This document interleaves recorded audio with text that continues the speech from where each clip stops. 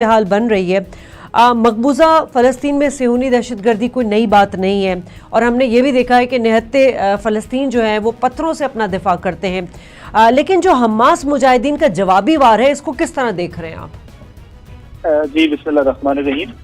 पहले हमें ये देखना पड़ेगा कि ये जो चंद दिहाइयों पर मुश्तमिल रेजिस्टेंस है उसने आज फ़लस्तीन की मुज़ामत को कहाँ पहुँचा दिया है। ठीक है। और आज हकीकत ये है कि अगर फ़लस्तीन के बाज़ नाम नहाद पॉलिटिकल ठेकेदार और इसी तरीके से वो ममालिक के जो दरअसल इसराइल के साथ ताल्लुकात बढ़ा के इसराइलियों की खुशनुदी और फ़लस्तीनियों की, जिसे फ़लस्तीनी स्टैब इन द बैक कहा है, वो कर रहे हैं, तो अगर ये सारे मिलकर भी खियानत करें तो मसला फ़लस्तीन को, फ़लस्तीन की मुज़ाहमत के मूवमेंट ने इतना ऊपर पहुंचा दिया है कि इन सब की मुश्तरका खियानत के बावजूद ये मसला फ़लस्तीन पर कॉम्प्रोमाइज नहीं कर सकते।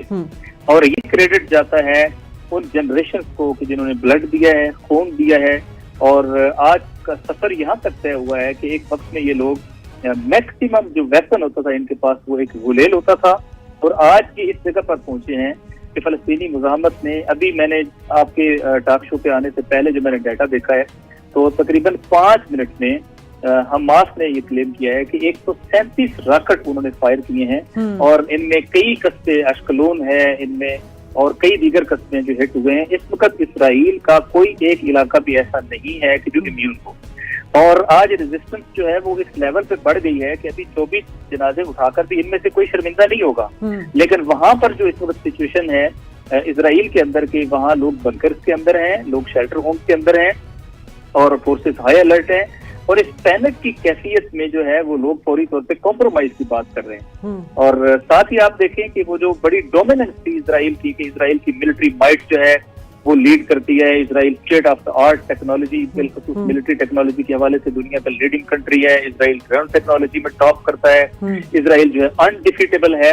तो इन फ़लस्तीन की मुज़ाहमत की तहरीकों ने और इनके साथ दीगर जो मुज़ाहमती गिरोह हैं उन्होंने दरअसल इनकी उस सारी हैबत को पर्दा चाक कर दिया है। मतलब आयरन डोम सबसे बड़ा इनका मिसाइल डिफेंस सिस्टम है जो सबसे ज्यादा एक्यूरेट कहा जाता है, लेकिन आयरन डोम फेल हो गया है मिसाइल को रोकने में। उसके बाद इनके जो सबसे ज्यादा ये था कि अनडिफीटेबल है इसराइल, डिफीट का मेयार ज़ाहिर मुख्तलिफ है, ये फ़लस्तीनियों की कैजुअल्टी ज्यादा कर सकते हैं, लेकिन आपके इल्म में है कि 2014 में जब इन्होंने गजा पे अटैक किया तो ये 3 क्लेम्स किए थे, इन्होंने 3 वाज़ेह टारगेट्स बयान किए थे कि एक हमने हमास को डीवेपनाइज करना है, एक हमने अपने गिलाद शालिद की हमने डेड बॉडी लेनी है, और एक हमने इस खित्ते में अपनी मर्जी की हुकूमत लेकर आनी है। लेकिन ये जंग जो उन्होंने एक हफ्ता डिजाइन की थी ये 55 डेज तक रही, और 55 डेज के बाद इनको फ़लस्तीनियों की टर्म्स के ऊपर सुलह करनी पड़ी, जिसके नतीजे में 450 से ज्यादा मोस्ट वांटेड फ़लस्तीनी जो है वो इसराइली जेलों से रिलीज हुए थे, और 32 शिकस्त काउंट की गई थी इसराइल की। तो आज फ़लस्तीन की मुज़ाहमत किसी और मरले पर है। आज गुलेल जो है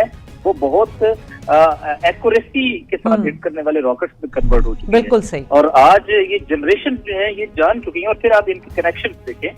बात शुरू हुई है, उन्होंने नंबर 1 मस्जिद अक्सा के अंदर यहूदियों को लेके गए, नंबर 2 उन्होंने मुसलमानों को मस्जिद अक्सा में नमाज पढ़ने नहीं दी, नंबर 3 उन्होंने एक ही साथ बहुत इंपॉर्टेंट और स्ट्रेटेजिक हिस्टोरिक इम्पोर्टेंस का हामिल एक कस्बा है शेख जराह, के ये बेसिकली तबीब थे उनके सलाहुद्दीन अयूबी के, और क्रूसेड वार्स की एक सिंबल है। ये शेख जराह को खाली करने के लिए वहाँ हुकूमत ने कार्रवाई की, लोगों ने रजिस्ट किया, और उसकी एक पिटीशन वहाँ कोर्ट में पेंडिंग है। ठीक है। तो वहाँ पे ये एक इशू भी आया और उसमें शेख जराह के लोग खड़े हो गए। ठीक है। तो जिसपे कोर्ट ने भी कहा कि उसको पेंडिंग चले।